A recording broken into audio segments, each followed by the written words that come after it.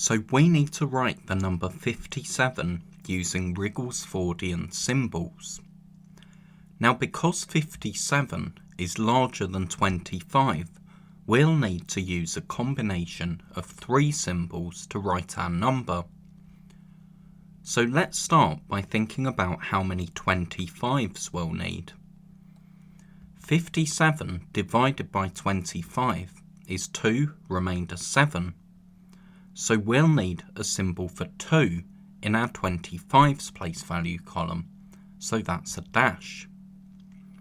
But the dash is 2 and it's in the 25's place value column, so it represents 50.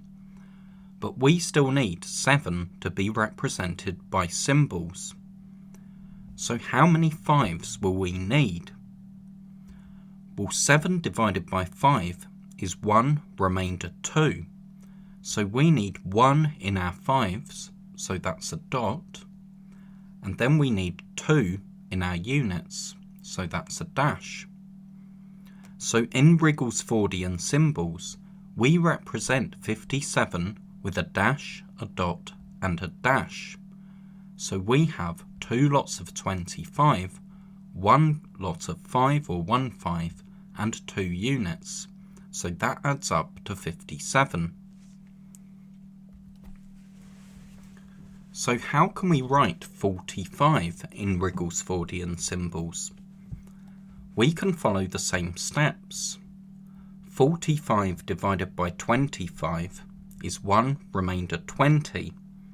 So we need a dot in our 25's place value to show that we have 1 lot of 25. Now we have a remainder of 20. So how many 5s can we make from that? 20 divided by 5 is exactly 4, or 4 remainder 0. So we need a square in our 5s to represent 4 groups of 5. And then we don't have anything left over, so we can write a circle in our units to show this. So the number 45 is 1 group of 25, 4 groups of 5, and nothing left over.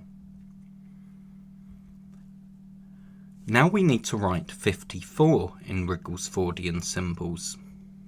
We can divide by 25 to get 2 remainder 4, so we need a dash.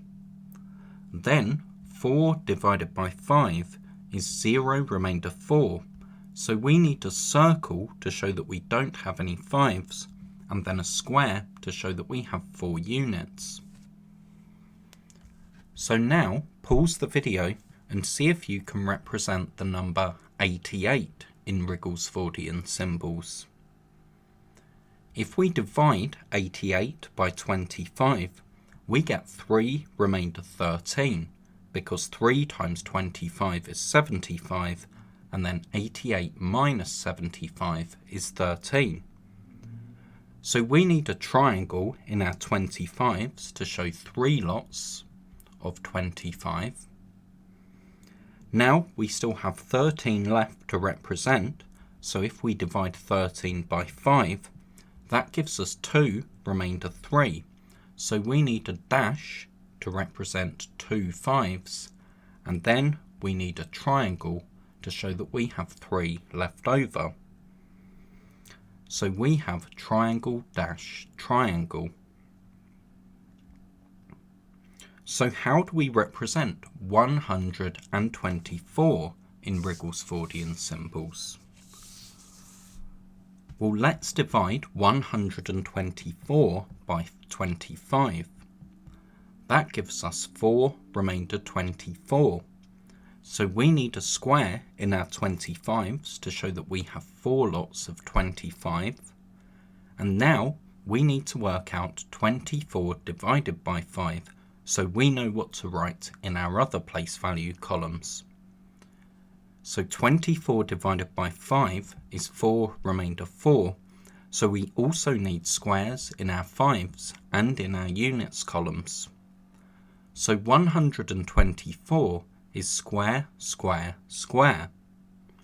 And notice this is the largest 3-symbol number that we can make, because a square is our largest symbol, and we have squares in all three of our place values. So what would we need to do if we wanted to write 125?